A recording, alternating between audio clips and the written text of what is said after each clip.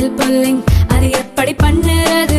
காலையில் எழுந்ததும் எதுவும் சாப்பிடாமல் இதயம் வளத்தை வாயில ஊத்தி நல்லா கொப்பளிக்கணும், அப்புறம் அதை துப்பிடணும். இதுதான் ஆயில் புல்லிங்.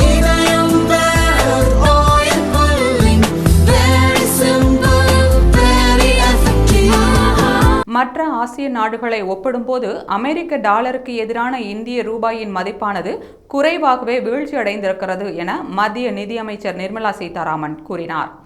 நாடாளுமன்றத்தில் மத்திய பட்ஜெட் மீதான விவாதம் நடந்தது. இதில் மத்திய நிதியமைச்சர் நிர்மலா சீதாராமன் பேசுகையில், உலக பொருளாதார சூழல் இப்போது 180 டிகிரிக்கு தலைகீழாக திரும்பிவிட்டது.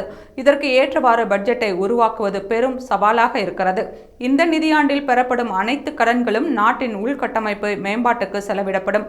பணவீக்கத்தை கட்டுக்குள் வைத்திருப்பதை அரசு முதன்மையான பணியாக கருதுகிறது. இப்போதைய சூழலில் உணவு பணவீக்கம் மிதமானதாக இருக்கிறது.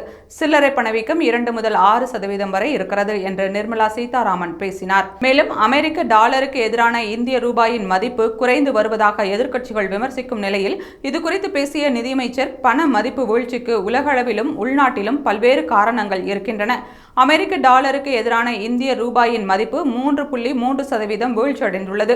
ஆனால் மற்ற ஆசிய நாடுகளை ஒப்பிடும்போது இது குறைவானதாகும். உதாரணமாக அமெரிக்க டாலருக்கு எதிரான தென்கொரியாவின் ஓன் மதிப்பு 8.1%, இந்தோனேஷியாவின் ரூபியா மதிப்பு 6.9% வீழ்ச்சியடைந்துள்ளது. ஐரோப்பாவின் யூரோ மற்றும் பிரிட்டிஷ் பவுண்ட் முறையே 6.7% மற்றும் 7.2% என வீழ்ச்சியடைந்துள்ளன என்று நிர்மலா சீதாராமன் விளக்கினார். மேலும் மாநிலங்களுக்கு கொடுக்க வேண்டிய நிதி பகிர்வு குறைக்கப்படாது என்றும், இந்த நிதியாண்டில் சுமார் 25.01 லட்சம் கோடி ரூபாய் மாநிலங்களுக்கு கொடுக்கப்படும் எனவும் நிர்மலா சீதாராமன் தெரிவித்தார்.